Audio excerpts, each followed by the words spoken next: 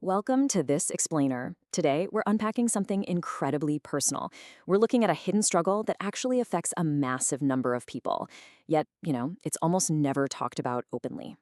We are going to examine the first-hand account of a young woman navigating life with an invisible cognitive barrier. By breaking down her lived experience today, we're really hoping to shed light on a reality that so often gets mistaken for just plain laziness or clumsiness. I am absolutely thrilled to guide you through this, because truly understanding this perspective, it can fundamentally change how we interact with the people around us every single day. Okay, let's dive into this. Just imagine for a second being a 26-year-old adult. You're expected to navigate this fast-paced, highly complex modern world, right?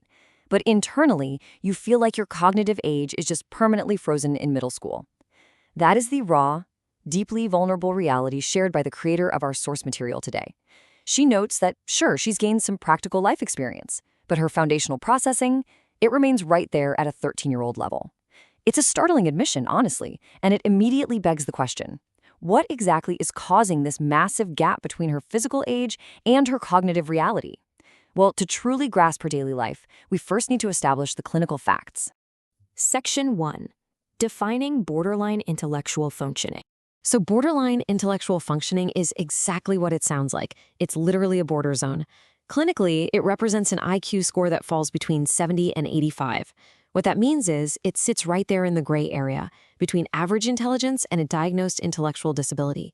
And the result of living in this middle ground is that the person experiences severe everyday difficulties in understanding context, reading between the lines, and just keeping up with the normal flow of a conversation.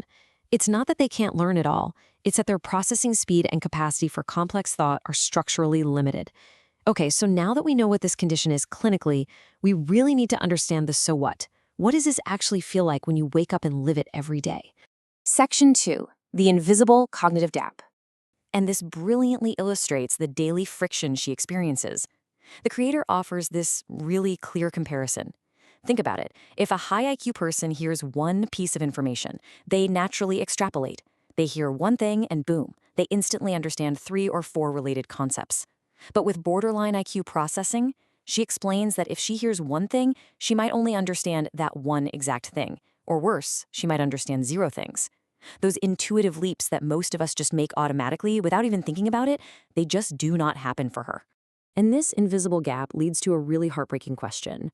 It's one she asked herself constantly as a kid. Why can't I do what everyone else does? She describes sitting in middle school, actively listening, trying just as hard as her classmates, honestly probably trying way harder, and yet completely failing to grasp the material. Man, just think about how agonizing that is. That feeling of being completely left behind while you are putting in maximum effort is just a devastating reality of this condition. She uses this incredibly vivid metaphor to describe what happens the exact moment a conversation or a task becomes even slightly complex. She calls it threads tangling in the brain. If you give her simple, direct words and tasks, totally fine, she can do those perfectly. But the very second a nuanced instruction is introduced, her comprehension doesn't just slow down, it instantly turns to absolute gibberish. Her brain literally feels like complex threads knotting together, leaving her completely stranded right in the middle of a sentence. And this internal tangling manifested in very tangible, incredibly frustrating everyday hurdles. We aren't just talking about poor test scores in middle school. It was an inability to follow those rapid-fire conversations kids have. It was failing to memorize super basic tasks at her part-time jobs. And perhaps most isolating of all, she lacked a basic foundation of common knowledge. She gives this striking example that really hit home for me. If her peers asked her, "Hey, do you know what's popular among celebrities right now?" she wouldn't just miss the trend. She wouldn't even know what the word celebrity meant. Imagine trying to socialize when you are literally missing the basic vocabulary of your peer group. The tragedy of an invisible barrier like this is that people almost always assume you just aren't trying, or that you're being intentionally difficult. So let's shift our narrative to show how this invisible gap leads to some pretty devastating real-world punishments. Section 3. Real-world consequences. Consider this step-by-step breakdown of an anecdote from her time at a vocational school for dog trimming. Step 1. The teacher stands in a specific spot and gives positional instructions on where to cut the dog's hair based entirely on where the teacher is standing. Step 2. The creator experiences severe spatial confusion. Her brain simply cannot map the teacher's perspective to her own hands, so she starts cutting from the wrong side. And Step 3. The teacher suddenly screams at her for doing it wrong. Meanwhile, the creator is crying internally, entirely oblivious to what she actually did to upset them. It's a total breakdown in communication, punished immediately with anger. Sadly, this kind of verbal punishment wasn't just limited to school. It happened at home, too. In middle school, her mother would yell at her almost daily, shouting, "Are you going to make me say it again?" And the tragic irony here is that her mother genuinely thought she was being ignored, or that her daughter was just slacking off. But in reality, the creator literally could not comprehend what she was doing wrong. She was failing over and over, desperate to fix it, but totally blind to the actual cause. So what do you do? How do you survive when you're constantly yelled at for not understanding? Well, you fall into a trap. Even today, she admits that during long phone calls or explanations, as soon as the conversation drags on, she gets completely lost. But because she doesn't even know what it is she doesn't know, it's just way too embarrassing to stop and ask questions. So she just nods along. She pretends to understand the whole shebang, which of course inevitably causes much larger problems down the line when she can't actually deliver on what was discussed. Because of this coping mechanism, she's frequently dismissed by others as a tenin, which is a Japanese term basically meaning an airhead. People view her struggles as just this quirky personality trait. But she makes a very sharp distinction here. Being an airhead and having a genuine cognitive barrier are completely different things. Furthermore, she points out a fascinating, if unfair, paradox. Looking outwardly smart actually makes her situation worse. If you look and act neurotypical, people's expectations of you are higher. So when the inevitable misunderstanding happens, it feels like a betrayal to them, rather than a symptom of a disability. For over 2 decades, she carried this immense weight, blaming herself for every single failure. But recently, everything changed. Section 4. The power of a label. Let's move to and see how this builds across the timeline of her life. Throughout childhood, she was constantly left behind and yelled at. Moving into young adulthood, she faced screaming teachers at vocational school and even severe power harassment at her specialized jobs. She just assumed she was uniquely flawed.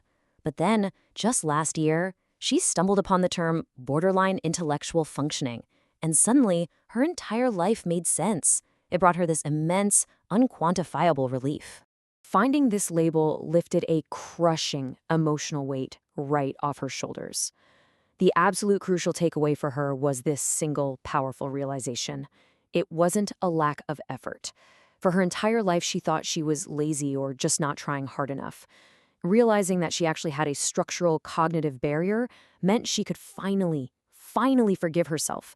She wasn't failing on purpose. She was playing a game where she literally didn't have the same rule book as everyone else. So, where does she go from here? How do you live with a condition that isn't just going to magically medically improve? Section 5. Moving forward with support.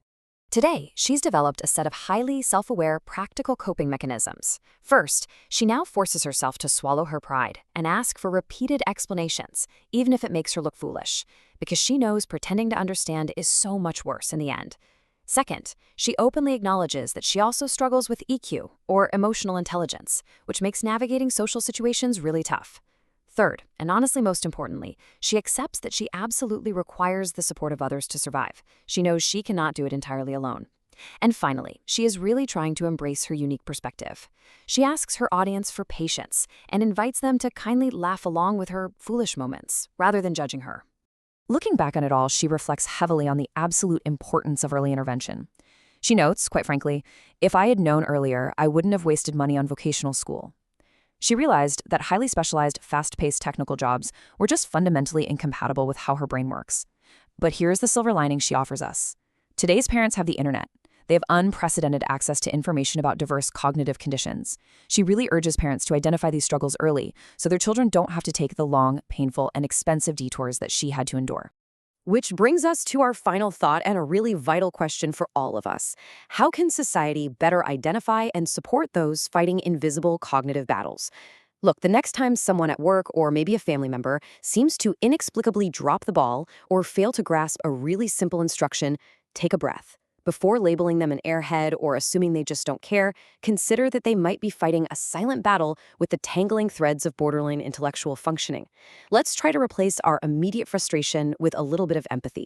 Thank you so much for joining me on this explainer, and I challenge you to carry this new perspective into your everyday interactions.